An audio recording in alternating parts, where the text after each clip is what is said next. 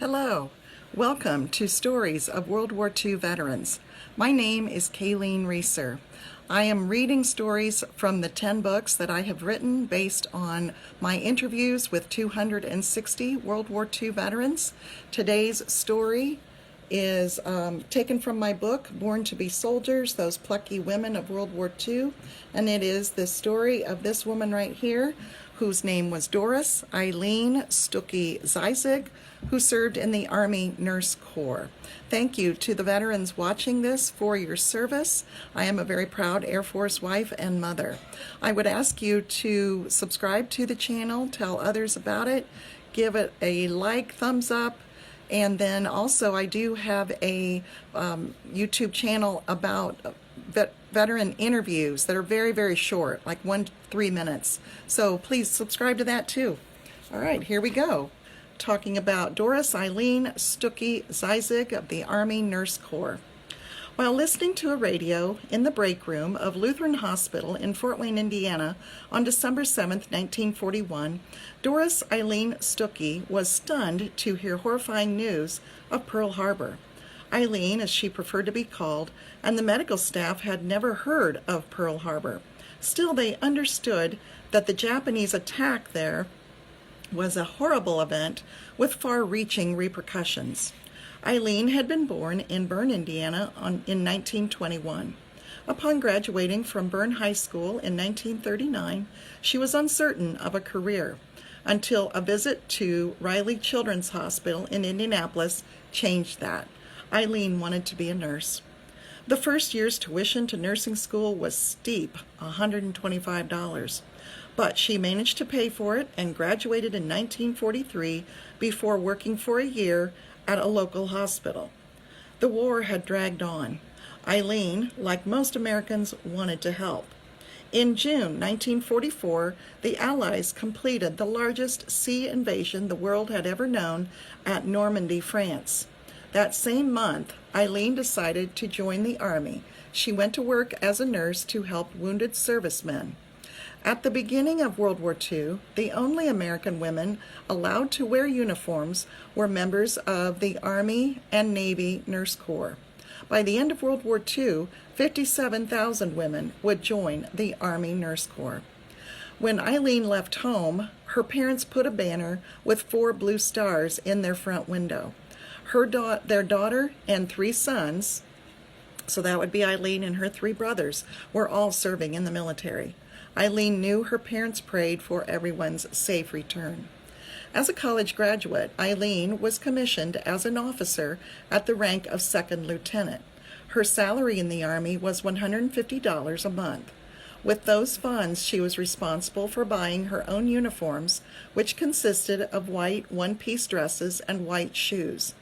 Off-duty, Army nurses still had to wear military clothing, such as olive-colored dress uniforms.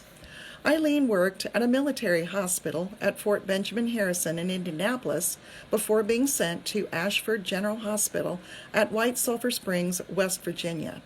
The elegant resort with velvet curtains had been converted to a hospital. Eileen worked on various wards, including general nursing, paraplegic, and post-op.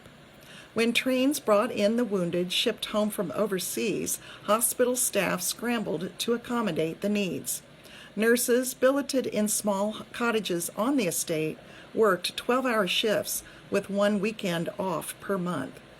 Eileen enjoyed her work and the surroundings, but in May 1945, when the call to serve as a nurse overseas was announced, she volunteered to go. She sailed for Europe on a ship that landed first in Scotland, then England. On May 8, 1945, Germany signed a formal surrender to the Allies. The war in Europe was over, but thousands of casualties still required care throughout the continent. Eileen worked at a hospital on England's south coast before she was transferred to a hospital in Reims, France, the city where the war's formal surrender had taken place in a schoolhouse a few months earlier. Next, Eileen traveled to Bad Mergentheim, Germany, where she worked at an evacuation hospital near the former front lines. She had heard about the planned Allied invasion of Japan. She braced herself for orders to be sent to that country.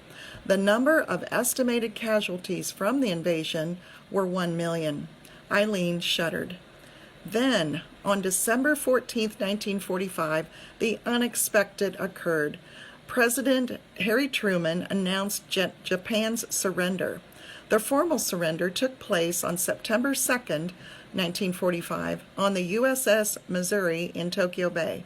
The date became known as Victory in Japan Day, or VJ Day. People around the world celebrated the war's end. Eileen's parents could look forward to seeing their 4 children again. Eileen's next assignment was different from anything she had done before. She had read a notice asking nurses to help in a nursery of 100 babies belonging to French women who had married American servicemen. The babies and their mothers would soon sail for the States. Eileen signed up to accompany the group to their new home in America. In June of 1946, First Lieutenant Stuckey was discharged in New Jersey. She rode a train to Fort Wayne, where she was picked up by her mother and taken to her home in Bern. Eileen was glad to be home. She returned to Lutheran Hospital, where she was offered a position in surgery. In 1947, Eileen Stuckey married Master Sergeant Werner Zeissig from Fort Wayne, Indiana. He had spent 5 years in the Army Air Corps stationed in England. The couple became parents to 5 children.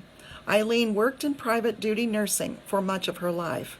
One of her greatest privileges was laying a wreath on the tomb of the unknown soldier during an honor flight of Northeast Indiana in 2014.